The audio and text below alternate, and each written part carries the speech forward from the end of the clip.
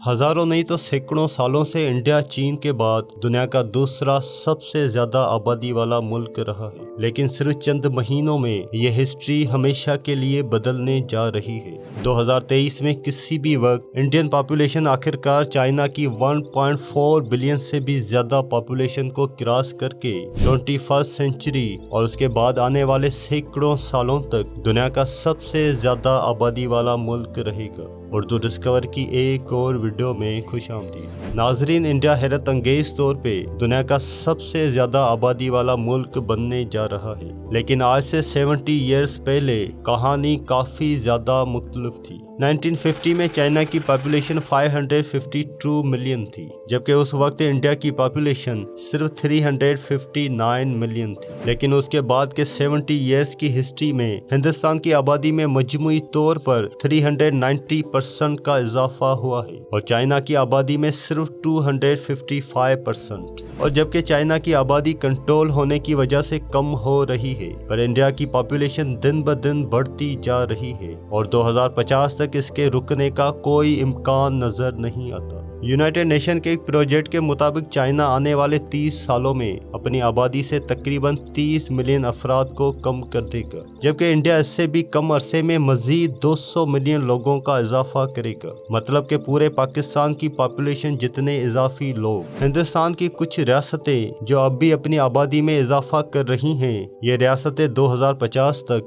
मजीद 200 million लोग और भी शामिल कर देंगी। इन रियासतों में बिहार, मेघालय, उत्तर प्रदेश, झारखंड और मणिपुर शामिल हैं। जबकि हैरत की बात यह है कि ये वही इलाके हैं जो पिछली कई दहाइयों से हिंदुस्तान की आबादी में इजाफे का बाइस बनते आ रहे हैं। अगर आप इंडिया के मैप में यहाँ नॉर्थ में एक लाइन खींचें तो आपको मुल्क के अंदर आबादी का एक हैरान कर देने वाला इम्बैलेंस नजर आएगा। हिंदुस्तान की तकरीबन 1.4 बिलियन आबादी का आधा हिस्सा इस लाइन के नॉर्थ में रहता है, जो कि मुल्क के कुल रुकबे का सिर्फ 1/4 हिस्सा है, जबकि बाकी आधा हिस्सा इस लाइन के नीचे हिंदुस्तान के ज्यादातर इलाकों में रहता है। हिंदुस्तान के सबसे बड़े और सबसे ज्यादा पॉपुलेटेड शहरों में से 4 इस लाइन के नीचे हैं और टॉप 10 में से 7 इसके नीचे हैं। उनमें से एक है मुंबई। मुंबई एक साहेली शहर है जो एक जजीरे के पार वाक़ है। साउथ सेंट कहलाने वाला ये जजीरा सिर्फ 619 स्क्वायर किलोमीटर में फैला हुआ है, जो सिंगापुर से भी छोटा है और उसके बावजूद यहाँ 20 मिलियन से भी ज्यादा लोग रहते हैं, जो दुनिया के 9वें सबसे बड़े मुल्क पाकिस्तान की पूरी आबादी से भी ज्यादा है। इसको एक और तरह से देखते हैं, अगर न्यूयॉर्क सिटी के तमाम एरियाज को कंबाइंड किया जाए, जिसमें Manhattan, Brooklyn, Queens, Staten Island और ब्रोकन्स, ये सब 784 किलोमीटर की एराजी में आते हैं, जो कि मुंबई से 42% ज्यादा एराजी है। लेकिन उसके बावजूद न्यूयॉर्क शहर की पॉपुलेशन सिर्फ 8.5 मिलियन के करीब है। मुंबई की आबादी भी मैनहट्टन जैसी ही है, लेकिन मुंबई शहर के इस एक इलाके की आबादी मैनहट्टन से 10 गुना ज्यादा है। धारावी नामी इस जगह को दुनिया की सबसे बड़ी कच्ची आबादियों में से एक समझा जाता है, जबकि ये सिर्फ 2 स्क्वायर किलोमीटर में फैला हुआ है और उसके बावजूद यहाँ तकरीबन 12 लाख लोग बसते हैं। ये यहाँ पर एक हिजूम की तरह रहते हैं, जो इसे दुनिया की सबसे पॉपुलेटेड एरिया बना देता है। पर जब आप आबादी के लिहाज से हिंदुस्तान के मैप को देखते हैं तो वाज़ेह तौर पर हिंदुस्तान के शुमाल में लोगों के मुसलसल हिजूम की एक ना टूटती हुई जंजीर लाइन के ऊपर देखने को मिलती है, जबकि शहरी आबादी के बस चंद बिखरे हुए हिजूम लाइन के जनूब में मिलते हैं, जिसमें हिंदुस्तान के बड़े बड़े शहर जैसे मुंबई, बेंगलोर और हैदराबाद। लेकिन अब सवाल ये पैदा होता है कि हिंदुस्तान की आबादी का शेप इस तरह क्यों है? क्योंकि मुल्क के अंदरूनी हिस्सों में रहने वाले लोगों की एक बड़ी तादाद नॉर्थ में, जबकि कम लोग साउथ और साहेलों में रहते हैं। इसकी सबसे बड़ी वजह है बड़े सगीर का जोग्राफियाई ढांचा और वेदर कंडीशन। इस पहेली की सबसे बड़ी कड़ी है बड़े सगीर के शुमाल में वाक़ पहाड़ों का बहुत बड़ा सिलसिला, हिमालय और हिंदू कुश। ये पहाड़ दुनिया के सबसे ऊंचे पहाड़ों में शुमार होते हैं। सतह समंदर से 7200 मीटर से ज्यादा बुलंदी पर वाक़ ये पहाड़ रुकावट पैदा करने का काम करते हैं, खास तौर पर बड़े सगीर के लिए। ये बुलंद पहाड़ बुनियादी तौर पर एक दीवार की तरह काम करते हैं और ये तकरीबन तमाम ठंडी और खुश्क हवाओं को रोकते हैं जो नॉर्थ से साइबेरिया और पूरे सेंट्रल एशिया में चलती हैं। नतीजे के तौर पर तिब्बत में पहाड़ों के नॉर्थ में वाक़ ज़मीन मौसर तौर पर एक इंतहाई खुश्क और सर्द सहरा है, क्योंकि वॉल ऑफ माउंटेन से टकराने तक इन तमाम हवाओं को रोकने के लिए कुछ नहीं है,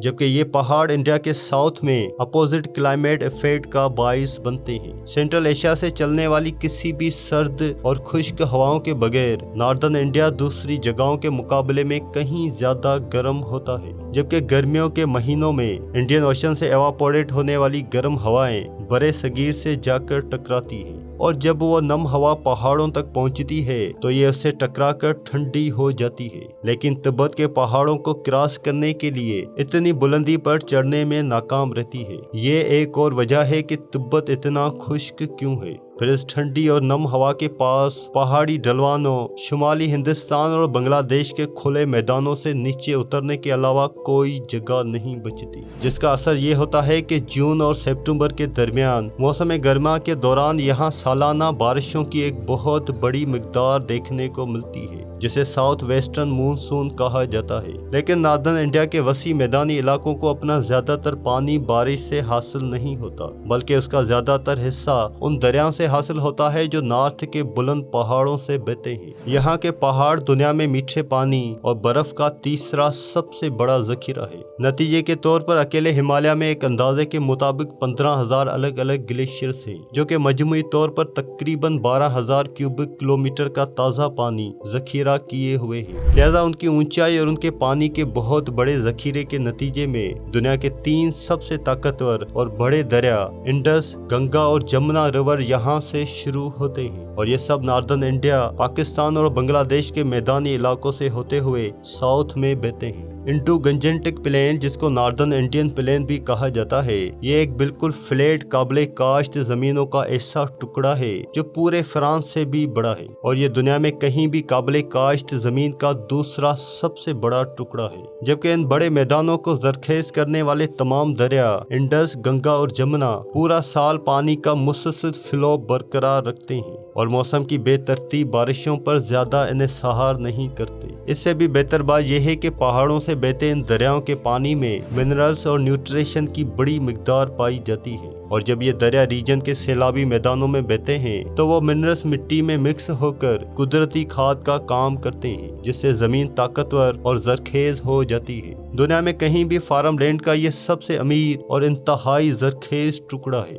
जो कि बहुत सारे लोगों के लिए साल भर खुराक की एक बड़ी मिकदार पैदा करता है। इसमें कोई ताज्जुब की बात नहीं है कि जब आप हिंदुस्तान के पॉपुलेशन मैप को हिंदुस्तान की जरी पैदावारी सलाहियत के मैप से कंपेयर करते हैं तो आप देखेंगे कि ज्यादातर जरी पैदावारी सलाहियत शुमाल के फ्लैट मैदानी इलाकों में है, जबकि लाइन के जनूब में हिंदुस्तान का ज्यादातर हिस्सा जरी लिहाज से बहुत कम पैदावारी है, और यही वजह है कि वहाँ कम पॉपुलेशन देखने को मिलती है। ये भी एक छोटा सा ताज्जुब है कि सिर्फ शुमाली हिंदुस्तान की रियासत उत्तर प्रदेश में आज 240 मिलियन से ज्यादा लोग रहते हैं, जो पाकिस्तान या ब्राजील की पूरी आबादी से भी ज्यादा है, और ये सब एक ऐसे इलाके में रहते हैं जो बर्तानिया से भी छोटा है। हालांकि हिंदुस्तान के जनूबी हिस्से में मुंबई, हैदराबाद और बेंगलोर जैसे बड़े शहरों में ही ज्यादा आबादी देखने को मिलती है, लेकिन मुझसे ज्यादा आबादी नहीं पाई जाती जैसे आप शुमाल में देखते हैं। लेकिन ऐसा भी नहीं है कि इस लाइन के नीचे हिंदुस्तान की आबादी कम है,